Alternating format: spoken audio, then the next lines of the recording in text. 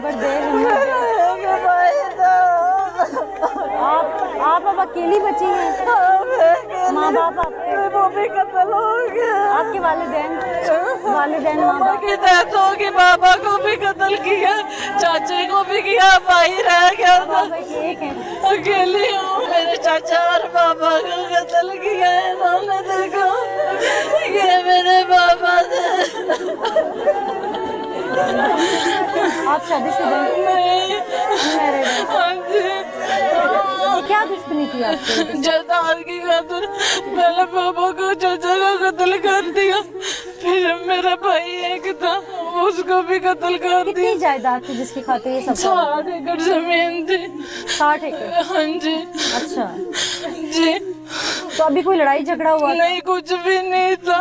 मेरा भाई तो कुछ भी नहीं कहता, पूरे गांव से पूछ लो, कुछ नहीं कत्ल किया वो भी तो आपके रिश्तेदार है। वही उन्होंने जिन्होंने पापा को कत्ल किया था, चाचा वो पहले किया था? 2010 में किया था। 2010 से लेके 2023 तक उन्होंने भाई को कुछ नहीं कहा? नहीं, उन्होंने ना मेरी मामा को ना धमकियां दे के सुलह कर ली थी, तो फिर उसके बाद अब मेरे भाई को भी कत्ल कर दिया। सुलह के बाद कत्ल किया? हाँ जी। सुलह के बाद दोबारा कोई लड़ाई झगड़ा किसी नहीं, बात से कुछ हुआ? भी नहीं था, कुछ भी नहीं था, कुछ भी नहीं कहता, पूरा गांव गवाह, वो कुछ भी नहीं कहता था। अच्छा जी। आपके भाई की शादी भी होने वाली? नहीं, अभी होने वाली थी? हाँ जी, होने वाली थी। अकेली रह के मेरे घर को ताला लग गया। हिम्मत रखनी है आपने। मेरे घर को ताले लगे पड़े, मैं अकेली रह के पूरा घर ही चला गया। मेरी वही सारी दुनिया था। आपने FIR करवाई है? जी, पुलिस कुछ भी नहीं, मुसलमान को नहीं पकड़ रही, अब मुझे भी धमकिए देते। देखिए सब आपके साथ खड़े हैं, आपने डरना नहीं है, हम सब आपके साथ हैं। मुझे मेरे भाई को इंसाफ चाहिए। कब आपके भाई को मारा उन्होंने? ये देखो इस तरह मारा, इस तरह कितनी उम्र थी आपकी? 18-20 साल का था। कहाँ जा रहा था उस दिन? हम दोनों गांव में आ रहे थे, कसूर रहते थे, रास्ते में जमाल आसम और जैगम ने पिस्टल से आप साथ थी जब? मैं साथ थी, अपने भाई के गांव आ रहे थे। आप लोग गांव में नहीं रहते? आप लोग शहर? जी, कसूर। ये बाबा की डेथ के बाद से आप लोग? हाँ जी, तो कसूर। गांव वैसे आना जाना रहता है? आना जाना रहता था, वहाँ से हम आ रहे थे रास्ते। कितने अरसे बाद चक्कर लगाते थे गांव? हफ्ते बाद, 3-4 दिन बाद चक्कर लगता रहता। इससे पहले आप लोगों को कोई धमकी वगैरह दी उन्होंने कि गांव आए तो हम ये कर देंगे? वो इस तरह तो करते रहते, लेकिन मेरा भाई कहता था मैं तो कुछ नहीं कहता हूँ, मैं तो बस अपने रास्ते जाता हूँ, अपने रास्ते ही आता हूँ, मैं तो कुछ कहता ही नहीं, मुझे क्यों उस दिन आप लोग किस वजह से आ रहे थे गांव? हम गाँव आ रहे थे, वैसे ही आ रहे थे, कैसे जैसे रूटीन में आना जाना वैसे ही आ रहे थे। अभी आप शहर वाले घर में रहती हैं? जी नहीं, अभी इधर हूँ। ये आपके ये किसी के घर हूँ, किसी के अपने घर भी नहीं रहने दे रहे, धमकियाँ लगाते हैं। आपको धमकियाँ देते हैं? मुझे भी धमकियाँ आप तो लगाते खातून हैं, आपसे उन्हें क्या खतरा है? वो कहते हैं बाप को भी मार डालेंगे, मेरा इतना प्यारा भाई है। जो दुनिया से चला गया हम वो वापस ला के नहीं देख सकते आपको। मुझे उसका इंसाफ तो इंसाफ की दिलवा जंग- तो आपने हिम्मत पकड़नी है, उसके इंसाफ की जंग लड़नी है ना। आप खुद हिम्मत हार जाएंगी तो कैसे लड़ेंगी? ठीक है, देखो इंसाफ चाहिए ना, जी, इंसाफ चाहिए। तो बस आपने हिम्मत रखनी है। ठीक ठीक है, आपने हिम्मत रखनी है, आपने डरना नहीं है, साबित कदम रहना है। जिंदगी और मौत का फैसला अल्लाह की जात में प्लीज, करना है। मुझे इंसाफ चाहिए, मुझे कुछ नहीं चाहिए, हम दुआ गो हैं, हम दुआ गो हैं। मुझे बस इंसाफ चाहिए भाई का। हम आपके साथ हैं, हम सब आपके साथ हैं। मैं यहाँ पर सिर्फ एक ही बात कहूंगी कि IG साहब आप कहाँ हैं? DPO कसूर आप कहाँ हैं? मैं पहली दफा ऐसा केस देख रही हूँ अपने इस करियर में कि जहाँ पर कोई एक घर की ख्वातीन नहीं, तमाम गांव की ख्वातीन यकजान होकर रो रही हैं, इंसाफ की दुहाई मांग रही हैं और मुंतजिर हैं कि आप में से कोई आएगा और इन्हें इंसाफ मिलेगा। लेकिन अफसोस सद अफसोस, एक के बाद एक इनके घर का प्यारा इनसे छिन जाता है।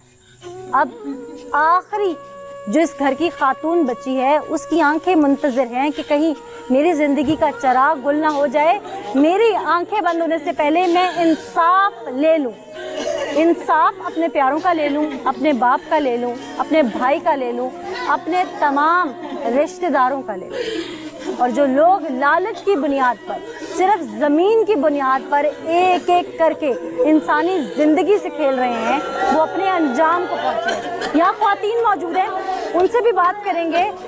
गांव की ख्वातीन इस वक्त तकलीफ में है, दर्द में है। कोशिश करूंगी कि इनसे पूछ सकूं मामला क्या है। आप सब थोड़ा सा प्लीज, थोड़ा सा मुझे सिर्फ ये बताएं कि कत्ल की वजह आप लोगों को क्या समझ आती है? वो गम में है, मैं उनसे क्या पूछूं पूरी डिटेल? आप कुछ बता दें। आगे आगे आगे आगे। ज़मीन दे बारे प्योर कत्ल कीता, चाचे ने कत्ल कीता, वो तो बाद लोक लोक ते पाला, असि बाहर ही डाल दे निकल देंदे। आप क्या लगती है? एक मासी बड़े भी खाला आली मासी, वो मासी दे पुੱਤਰ ने ਕਰਾਈਆਂ ਸੀ ਸੁਪਨੇ ਮੈਂ ਇਹਦੇ ਨਾਲ ਹੀ ਰਹੀਆਂ ਹੈਗੇ। ਸੁਪਨੇ ਵਿੱਚ ਸਾਨੂੰ ਸੰਭਾਲਦਾ ਰਿਹਾ ਵੀ ਇਹਨਾਂ ਮਾਰਿਆ ਹੈਗਾ, ਨਜਾਇਜ਼ ਮਾਰਿਆ ਹੈ। ਕੋਈ ਗੱਲ गुड्डा मारिया गया है जमीन की खातर। पहलो बाप कत्ल कर दिता, चाचा कत्ल कर दिता जमीन की खातर। मां बेचारी नूं धमकियां देंदे सी। मां ने 8-9 साल बाद राजीनामा कर लिया, मेरे बच्चे नूं कुछ ना होवे, मेरे बच्चे नूं जा ना लगे, ते पिछों बच्चा भी लगा दा कत्ल कर दिता जमीन की खातर। ये लोग इतने जालिम हैं, इन्हें कोई रोकने वाला नहीं है। रोकने वाला रोकया किसे नहीं दा, किसे नहीं रोकया, यहाँ इसी गांव में किसे नहीं रोकया। नहीं उत्थे रहिंदे ने बॉर्डर पासे। इनकी भी कोई जमीन वगैरह है अपनी? सानू इंसाफ होना चाहिए बुड्ढे। इनकी अपनी कोई जमीन वगैरह है? और जमीन 60 किले जमीन वाले मारिया गया, प्यो वाली जमीन। जिस फैमिली को कत्ल किया इनको तो जमीन के लिए क्या मुलजमान की भी है? है ਉਹਨਾਂ ਦੀ ਵੀ ਹੈਗੇ, ਉਹਨਾਂ ਦੀ ਵੀ ਜ਼ਮੀਨ, ਉਹਨਾਂ ਦੀ ਜ਼ਮੀਨ ਉਹਨਾਂ ਦੀ ਵੀ ਹੈਗੀ। ਇੱਕ ਭੈਣ ਤੇ ਇੱਕ ਭਰਾ। अच्छा मुझे ये बताइएगा कि उन्होंने पहले भी कत्ल कई और किए हुए? हाँ, जमीन पर कत्ल चाचा दा शादी सी 8 दिन रह गए तो उन्होंने कत्ल कर दिता। नहीं, इस फैमिली के अलावा भी वो क्या और नहीं, सिर्फ इसी फैमिली के साथ? हाँ जी, हाँ जी। इसके अलावा वो लोग जो हैं वो क्या जराइम पेशा लोग हैं, क्या है? आप इधर आ जाओ, आप क्या जानते हो? मैं इधर जिनका कत्ल हुआ मैं उनके मामू की बेटी हूँ और मुझे ये धमकियाँ देते थे ज़मीन के लिए। ये दोनों आ रहे थे रास्ते में, भाई को कत्ल किया तो अब इनको धमकियाँ देते हैं क्योंकि सारी ज़मीन इनके नाम है, इसलिए अब इनको धमकियाँ देते हैं कि इनकी जान लेके बाकी की ज़मीन इनको देंगे, तो इसलिए इनको धमकियाँ देते हैं और कोई इंसाफ नहीं करता। SHO वो इंसानों को पकड़ के फिर छोड़ देता और वो शरेआम फिर रहे हैं और आपने दुआ भी करनी है और IG साहब सुन रहे हैं आपको, आप क्या फील करो? और प्लीज़ हमें इंसाफ चाहिए, हमें इंसाफ नहीं देते, इंसान पकड़ के भी छोड़ देते, हमें बस इंसाफ दे दें भाई का। मेरा ख्याल है कि ये काफ़ी है पुलिस डिपार्टमेंट के लिए कि एक मासूम इंसाफ की मुंतज़िर। IG पंजाब साहब, मैंने किसी भी मर्डर केस में ख्वातीन का इतना लश्कर नहीं देखा कि वो बैन करे। एक घर की ख्वातीन नहीं, पूरे गांव की ख्वातीन है।